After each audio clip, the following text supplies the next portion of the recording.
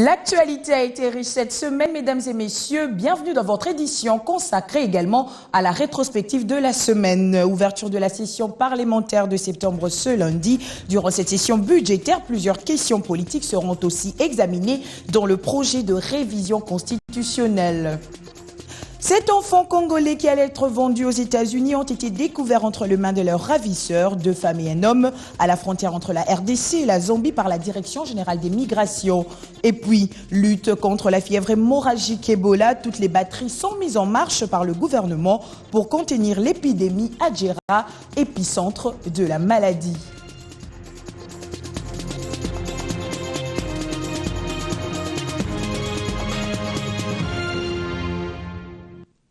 L'actualité reste dominée par la fièvre hémorragique Ebola à Djera dans la province de l'Équateur. Voici la situation telle que présentée par le ministère de la Santé à ce jour. Sur 66 cas au total, 26 probables et 16 suspects, 39 décès ont été enregistrés, dont 8 membres du personnel de santé, 2 hommes et 19 femmes. 5 cas sont en isolement, 626 cas ont été enregistrés depuis les débuts, dont 342 sont déjà sortis et ont été suivis pendant 21 jours et 284 contacts suivis actuellement. 75 échantillons ont été analysés au laboratoire, dont 24 ont été déclarés positifs.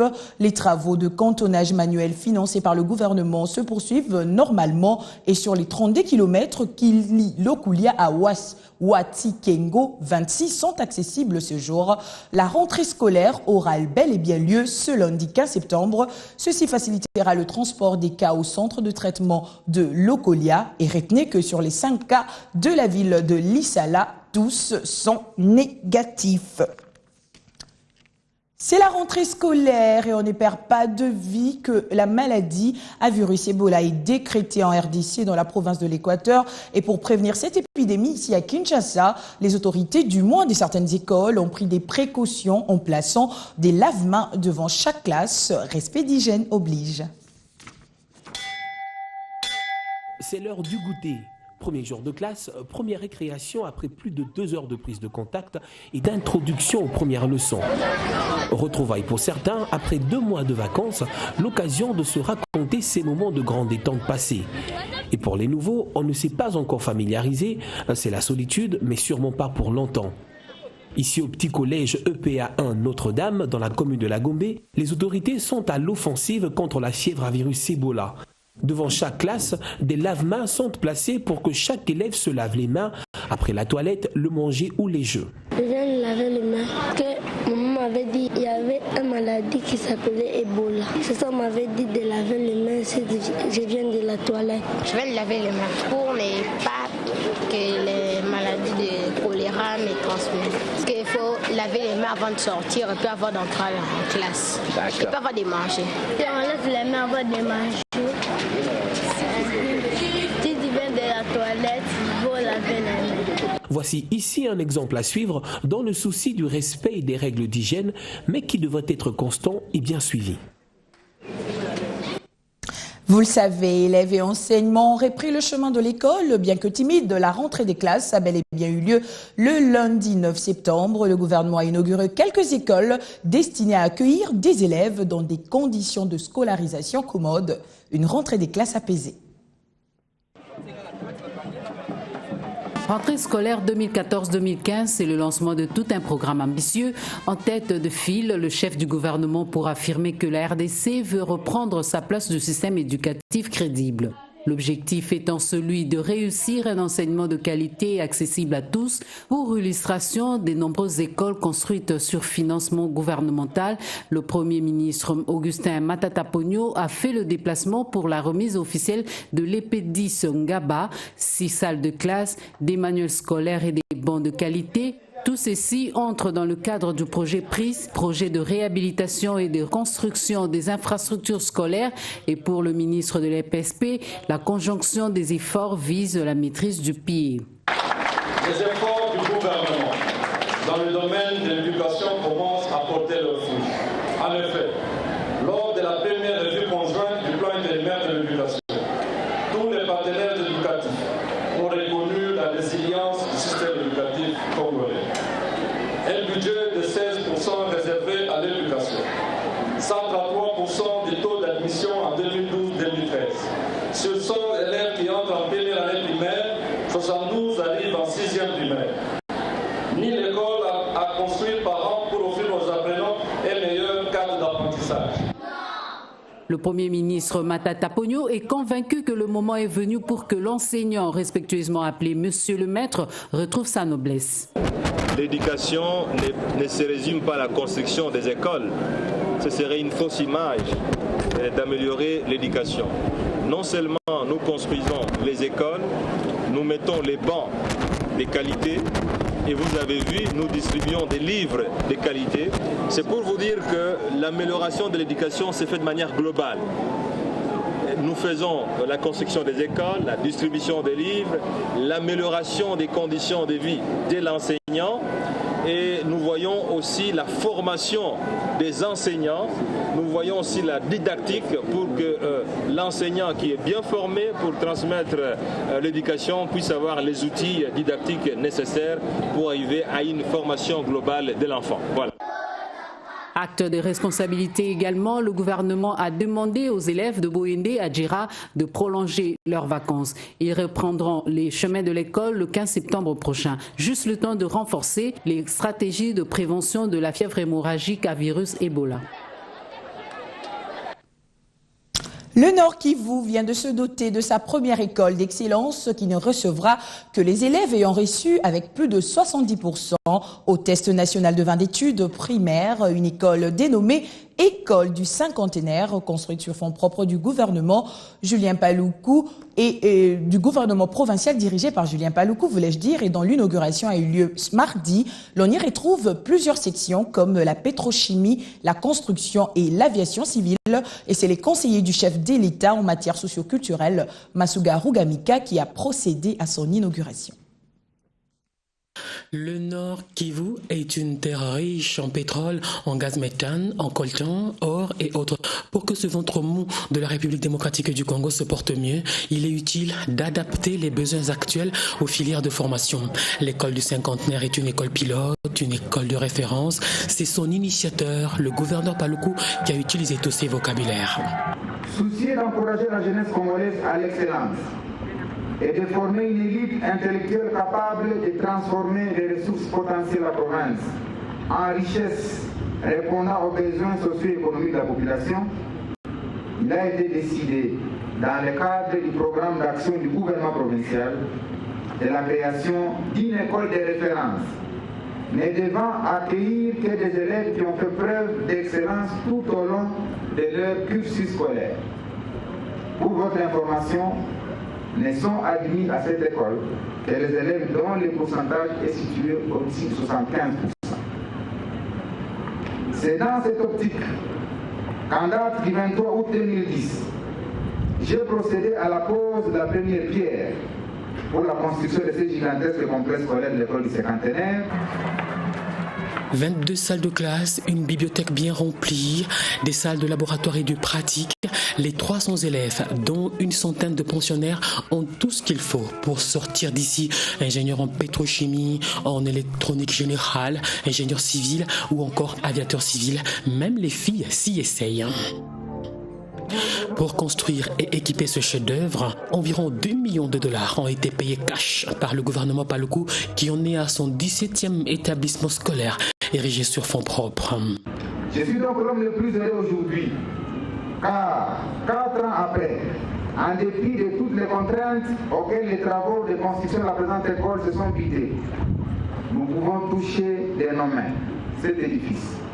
Nous pouvons voir de nos yeux et témoigner dans les médias la beauté et la complexité de ce prestigieux bâtiment dédié à l'école qui fait aujourd'hui la fierté de la province, qui durant plus de 20 ans n'a inspiré à la face du monde que l'image des guerres, du viol, de la pauvreté et du sous-développement.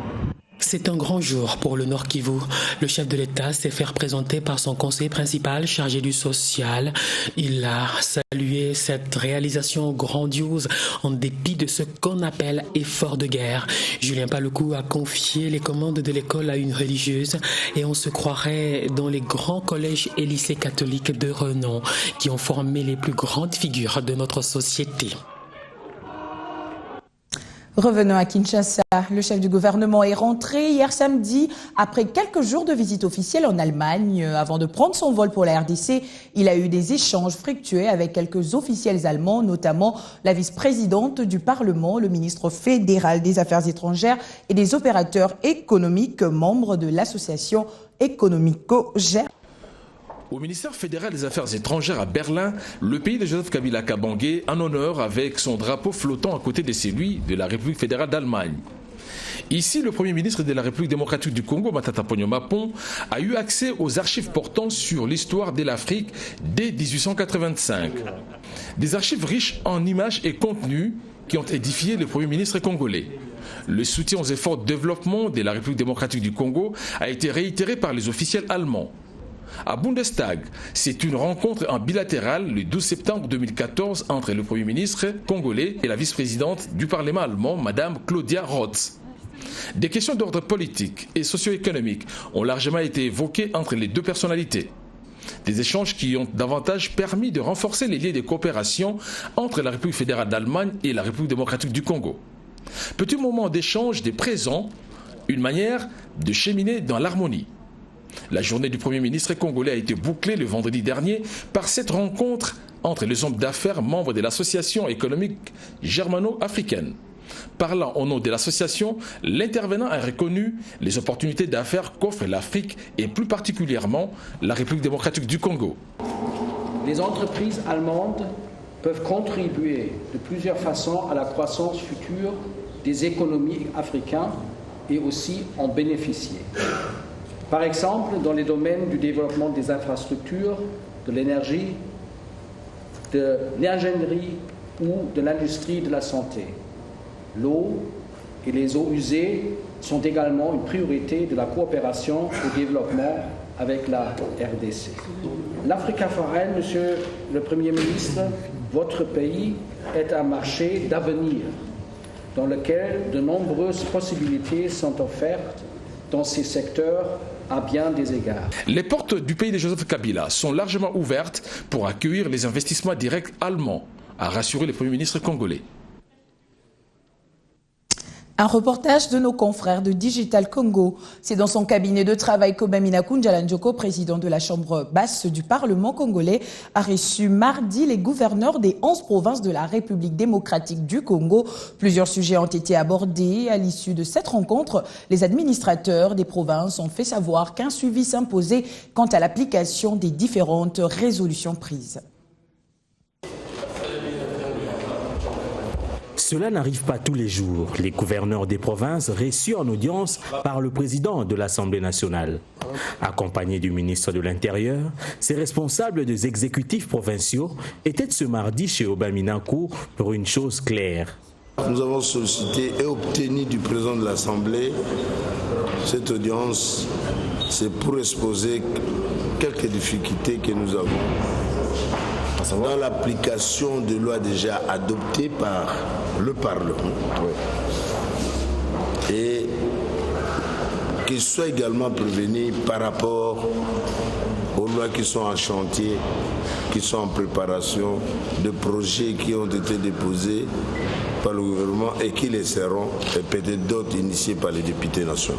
Pour mener à terme ce dont ces gouverneurs ont besoin, un suivi méticuleux s'impose. Nous avons présenté et nous avons demandé la mise sur pied de mécanismes de suivi et d'évaluation. C'est bien d'adopter, mais c'est mieux de vérifier si ce qui a été adopté, promulgué, sa mise en œuvre contribue au développement de ce pays. D'où la mise en place de cette stratégie. Notre commission de gouverneurs de province rencontre régulièrement les deux grandes commissions. En ce qui concerne les lois, la PAJ, d'abord, avant même que ça passe en plénière, et en ce qui concerne tout le problème économique et financier, le COFIN de l'Assemblée nationale. Avec la PAJ, cette commission d'experts des gouverneurs travaillera sur des lois ayant trait à la décentralisation. On en vient au processus électoral. Les mandataires des partis politiques accrédités à la Commission électorale nationale indépendante ont achevé leur formation sur les renforcements des capacités en matière électorale. Après 3 jours de travaux, ils sont maintenant outillés pour comprendre ce que sont les élections libres et transparentes. L'avenir des élections apaisées reste conditionné par l'implication de toutes les parties prenantes au processus. Et pour leur permettre d'avoir le même vocable, même idée et dans la même logique, les mandataires des partis politiques ont 3 jours durant renforcé leurs capacités. Justice électorale, contentieux, sécurisation des élections, régulation des médias et genre, état des lieux du processus électoral, planification stratégique des élections, des matières abordées par des experts. Je leur ai montré que le temps était un facteur important dans la planification et qu'ils devaient suivre toutes les phases, les 8 phases du cycle électoral, en tenant compte du cadre logique de la planification avec une gestion axée sur les résultats. Et pour cela, il fallait tenir compte de quelques indicateurs, notamment les indicateurs de réalisation technique, les indicateurs de réalisation des résultats, les indicateurs de faisabilité technique, les indicateurs de faisabilité financière et procéder aux évaluations à mi-parcours pendant les processus. Des échanges et analyses qui servent d'astuce aux séminaristes de réajuster leurs donnes et amener les partisans à un vrai civisme patriotique. Cette formation nous permet de nous échanger, de nous dire les choses telles qu'elles sont, d'analyser les irrégularités des 2 élections dernières et de réajuster certaines choses. Les partis politiques ont des devoirs à accomplir, la CENI tout de même.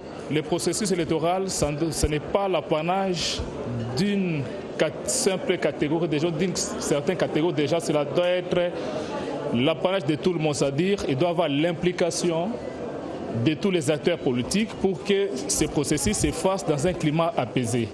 Et les 3 jours que nous venons de passer avec la CENI ont été enrichissants pour nous. Dans l'élection, on nous dispense les cours, mais c'est aussi le travail des partis politiques qui doivent comprendre que la participation féminine est une exigence du développement. On ne peut pas comprendre ou bien croire que la notion de genre, c'est juste un avantage qu'on accorde à une femme. Ces travaux clôturés ce samedi sont sanctionnés par des pertinentes recommandations pour la construction sociale du processus électoral, tenant compte de tous les acteurs selon les spécificités. Notamment. À la vice-primature en charge du budget, les syndicalistes de l'administration publique sont allés hier samedi solliciter la suppression des retenues à partir des salaires des fonctionnaires sur des impôts et des frais de bancarisation. La promesse de Daniel Mukoko Samba de tenir compte de leurs avis les a amenés à annuler le sit-in qu'ils voulaient organiser mercredi prochain. 3 préoccupations ont constitué le menu des échanges entre le vice-premier ministre du budget, Daniel Mukoko Samba, et les syndicalistes venus représenter les fonctionnaires de l'État.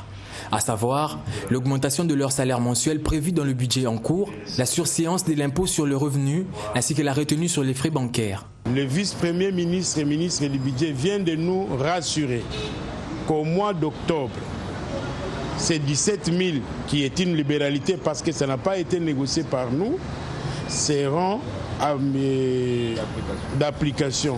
Donc les fonctionnaires verront leur salaire augmenter de 17 000 francs congolais. Pour l'IPER, c'est-à-dire l'impôt sur les revenus, nous avons convenu que nous puissions traiter ça lors de la commission paritaire qui va examiner les cahiers de charges déposés par l'INAP auprès du gouvernement congolais. Commission paritaire qui va intervenir dans un bref délai. Les syndicalistes se disent satisfaits à l'issue de ces échanges fructueux avec le vice-premier ministre en charge du budget et promettent de faire au plus vite le compte rendu à leurs collègues de travail afin d'éviter le sit-in prévu par le fonctionnaire de l'État le mercredi 17 septembre prochain. Un mot en économie, la date butoir de l'entrée des entreprises congolaises dans le système OHADA était tombée vendredi 12 septembre et la Commission nationale de l'organisation a plutôt prêché par l'apaisement. Les entreprises ou personnes physiques ou morales qui n'ont pas eu le temps de changer de registre de commerce le feront moyennant quelques frais, $40 pour le premier auprès du guichet unique, 210 pour le second auprès des tribunaux et greffes. Fin fin ce 12 septembre du délai transitoire pour l'harmonisation de l'identité pour les opérateurs économiques. Le président de la Commission nationale OHADA a tenu à féliciter ceux qui se sont mis en règle. Par contre, pour les retardataires, il a fait savoir qu'une manière de les récupérer est prévue, ce conformément à la loi OHADA. Premièrement, les commerçants, personnes physiques, qui ne sont pas en règle, qui ont un NRC, mais qui n'ont pas de RCCM, Registre du commerce et du crédit immobilier. Première chose, le NRC n'existe plus et n'est plus valable. Seul le RCCM peut être pris en considération. Pour ces commerçants, la seule option qui reste, c'est de se rendre au guichet unique de création d'entreprises ici à Kinshasa ou aux greffes commerciaux dans les provinces pour solliciter leur immatriculation au registre du commerce et du crédit immobilier. À dater d'aujourd'hui, le nouveau registre commerce n'existe plus et laisse la place au registre des commerces et crédits immobiliers. La situation des sociétés commerciales qui ne sont pas en règle, il existe une solution. Et cette solution, on la trouve dans les textes de l'OHADA, dans l'acte uniforme régissant les sociétés, en particulier l'article 75. Cette solution consiste à s'adresser à un tribunal et à demander que le tribunal ordonne la régularisation de la situation juridique de la société concernée. Cependant, Roger Massamba, président de la Commission nationale OHADA, appelle les opérateurs économiques non en règle à ne pas sombrer dans une psychose car aucune société ne sera dissoute.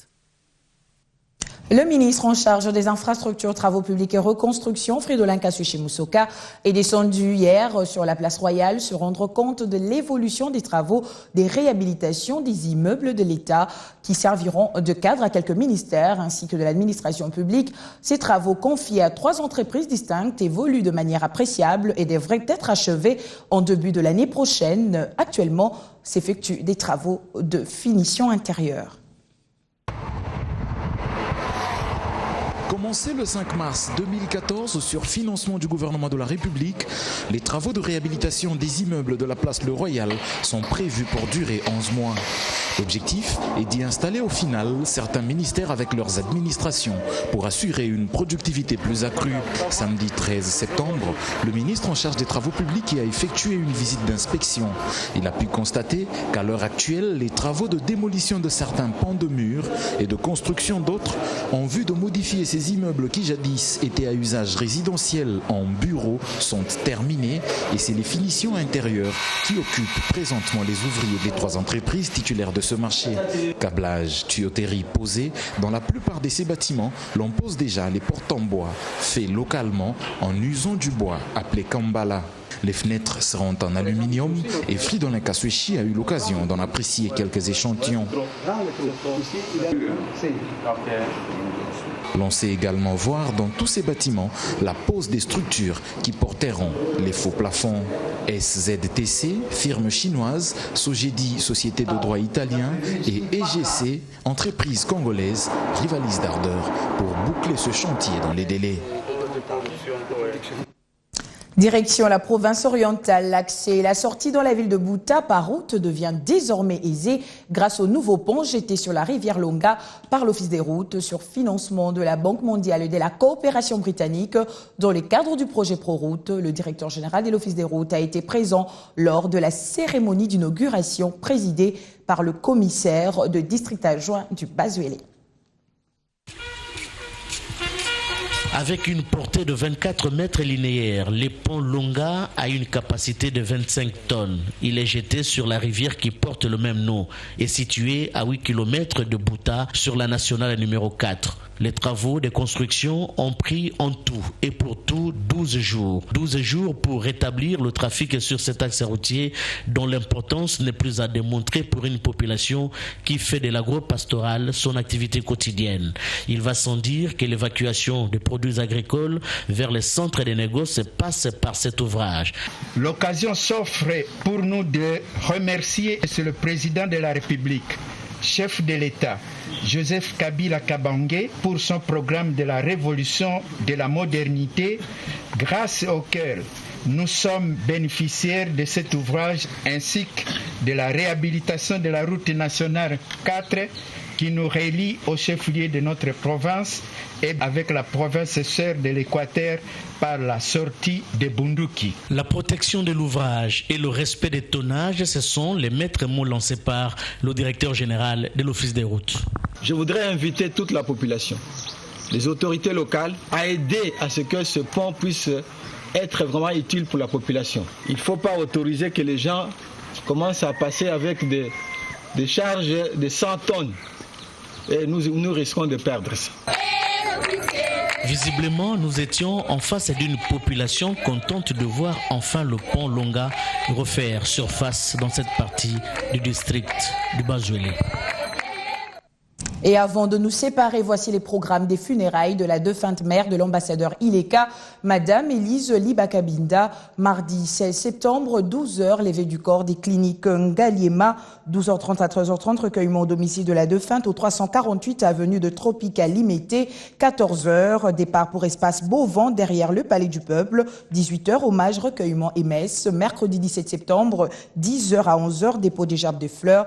11h à 12h30, messe et 13h, levée du corps et départ pour le cimetière nécropole entre terre et ciel à la télé. Fin de cette édition rétrospective. Merci de votre fidélité renouvelée. Un joyeux anniversaire à tous les natifs du 14 septembre. Plus d'infos au www.bon-tv.com.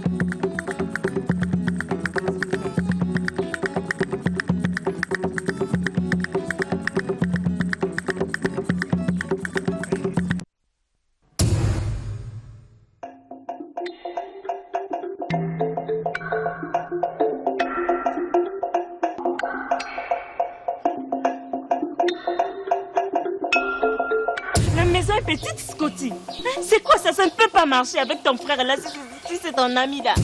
Calme-toi Choco, calme-toi. Je peux pas me calmer, je peux pas me calmer. Tu me donnes rien, c'est ma soeur jumelle qui est importante dans tes yeux. D'accord Choco, tu veux l'argent? Évite l'effet placebo par rapport à ses vertus alimentaires et sanitaires. Tu sais ce que je mets? Non, je ne sais pas. Moi je mets ça pour que toi tu aies des waouh maman. Ah, explique-toi papa, ça c'est quoi? Ça, c'est l'araignée. L'araignée? Voilà. Pourquoi l'araignée? Parce que l'araignée qui monte et montera, l'araignée qui descend, descend. Lia, mondongo, mondongo, c'est ça le fameux mondongo. Ah, tu savais pas que j'allais le savoir? Hein? Tu savais pas? Tu n'as pas l'argent pour me donner, mais tu veux épouser ma soeur jumelle. Hé, Caro! Viens, maman, pardon. Ma tante, la mission. Maman, Ces jours-là, on va m'attraper. Téléchargez l'application pour tablette et smartphone et restez connectés partout dans le monde sur B1 FM.